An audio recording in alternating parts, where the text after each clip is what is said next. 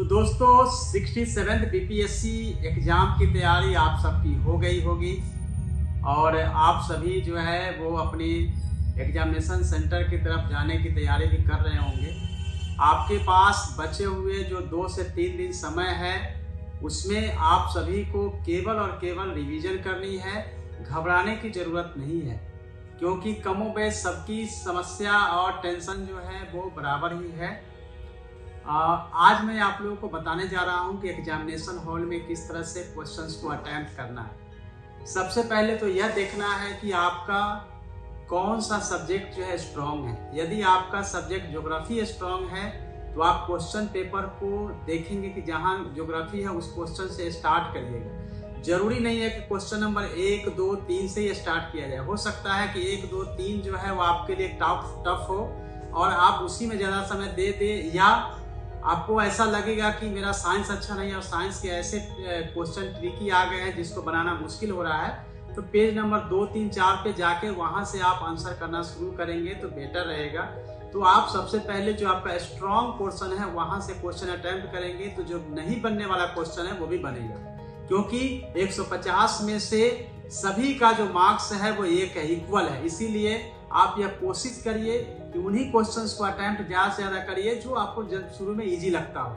लेकिन यह भी ध्यान रखना है कि जब आप क्वेश्चन अटेम्प्ट करना शुरू करते हैं तो फर्स्ट राउंड में ही आपको 150 में से कम 100 प्लस क्वेश्चन को अटेम्प्ट ले लेना चाहिए, क्योंकि सेकेंड राउंड के लिए जो गोल राउंड करके रखना है उस क्वेश्चंस को आप तब अटेम्प्ट करिए जब फर्स्ट राउंड के क्वेश्चंस के आंसर जो आपके OMR सीट है उस पर कलर कर ले, बबल कर ले। जब आप OMR सीट को भर लेंगे उसके बाद सेकेंड अटेम्प्ट के लिए जो बचे हुए 40 क्वेश्चंस होंगे या 35 क्वेश्चंस होंगे उस पर आप मेहनत करिए और कोशिश करिए कि उसको आप सही कर सके। या वो क्वेश्चन है जो आपको कंफ्यूजन पैदा करता है, उसमें होता यह है कि आप हमेशा 5 ऑप्शन में से 2 ऑप्शन तक पहुंच जाते हैं। कोई भी क्वेश्चंस में आप लगता है कि यह आंसर नहीं होगा, यह आंसर नहीं होगा, इसको एलिमिनेशन मेथड कहते हैं। एलिमिनेशन मेथड में आप हमेशा ध्यान रखेंगे कि आपको छांटते रहना है कि यह तो नहीं हो सकता है, यह तो नहीं हो सकता है। यदि सपोज डैट कि अगर अशोक के बारे में पूछा जाता है और फैक्ट अगर मॉडर्न या मेराइवल से है तो वैसे ही आप क्रॉस कर सकते हैं, यह इस पीरियड से मैच नहीं करता है, तो आप सही आंसर तक पहुंच पाते हैं। कई बार होता है या मैक्सिमम स्टूडेंट को होता है कि वो 50% तक पहुंच जाता है, 2 एलिमिनेट करते हैं और 2 पे अटक जाते हैं और हमेशा वो आंसर को टिक लगाते हैं जो गलत होता है और एग्जाम के बाद आपको लगता है कि उसने गलत किया है। वैसे में आपको जो 6 सेंस जो फर्स्ट टाइम आपको आंसर लगता है उसी को टिक लगाना चाहिए, क्योंकि वही 100% सही होता है। बार बार आंसर बदलने की जरूरत नहीं है। लेकिन 10 ऐसे क्वेश्चन पूछे जाएंगे 150 में से जिसका आंसर किसी को पता नहीं होता है, उसके लिए घबराने की जरूरत नहीं है।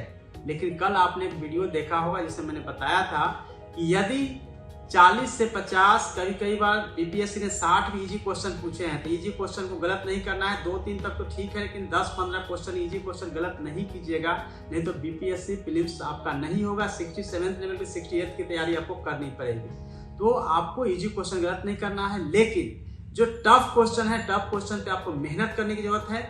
लेकिन एग्जामिनेशन हॉल में कभी भी यह न मान के चलना चाहिए कि मेरा तो बस नहीं होगा और नेक्स्ट टाइम देखते हैं, क्योंकि 50% कैंडिडेट जो है वो यहीं पे हार मान जाता है, अपना हथियार डाल देता है कि मेरे से अब प्रीलिम्स तो होना इस बार नहीं है, नेक्स्ट टाइम देखेंगे। मैथ वाले में मैंने पहले ही बताया था कि मैथ की तैयारी कर लेंगे। जिनकी तैयारी हो गई है बहुत अच्छा, जिनकी नहीं भी हुई है तो थोड़ा सा समय उसमें देंगे, क्योंकि रीजनिंग के वैसे क्वेश्चन होते हैं 10 में से 5 तो इजीली बनता है या अर्थमेटिक के बहुत इजी होते हैं। लेकिन बिल्कुल कुछ नहीं आता हो तो मेरी राय है कि बी या सी कुछ बबल करेंगे तो हो सकता है 3 से 4 तो कम से कम मिल सकता है। कई बार देखा गया कि 5 से 6 आंसर भी होता रहा है। तो वो आप पे डिपेंड करता है कि क्या उसमें आंसर टिक लगाना चाहिए। लेकिन आपको वाइल्ड आंसर करने से बेटर यह है कि आप उसको कोशिश करें कि सोल्व करें और सही समय में सोल्व हो, इसकी भी कोशिश करनी है। लेकिन हाँ, पढ़ने की गति को थोड़ा तेज रखना है, लेकिन केयरफुली आपको रखना है। कई बार क्या होता है कि हम जो पढ़ते हैं और दिमाग पहले से प्रेजुडिस होता है वही मान के बैठा होता है तो आंसर गलत होते जाता है। तो आपने जो सालों तक मेहनत की है वो आपको 2 घंटे में दिखाना है। तो सालों की मेहनत को अगर सही तरीके से देखा जाए तो 2 घंटे में अगर आपको कंप्लीट करना है तो आपको 2 घंटे फुली कंसंट्रेट करना पड़ेगा। घबराने की जरूरत नहीं है। सेंटर पे कम से कम 1 घंटा पहले पहुंच जाएं, क्योंकि हड़बड़ी में पहुंचेंगे सेंटर पे तो 2-4 क्वेश्चन ऐसे भी गलत होने के चांसेस बढ़ जाते हैं। बबल करते हुए केयरफुली क्वेश्चन हमें मिला के करें, और बबल के लिए कम से कम 15 से 20 मिनट लगेगा। तो यह भी टाइम पहले से ही आप अलग से रिजर्व कर ले कि आपको 20 मिनट जो है बबल करने में लगने वाला है।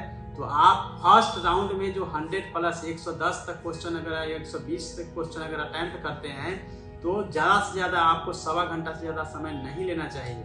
और हमेशा जो है बड़े क्वेश्चन जिसमें बहुत पढ़ना है और आंसर लगाने में टाइम लगता है उसको स्किप करके धीरे धीरे आगे बढ़िए, क्योंकि आगे का क्वेश्चन इजी मिलता चला जाएगा, बनाते चले जाएंगे। जैसे ही आपका 100 प्लस या 110 तक बनाते हैं तो आपको निश्चित रूप से जो है एक कॉन्फिडेंस आ जाएगा और आप इजीली जो है 110 तक आप इजीली कर सकेंगे। इसमें होता यह है कि 150 में से 80 से 90 क्वेश्चन ही जो है कंफर्म होता है स्टूडेंट का।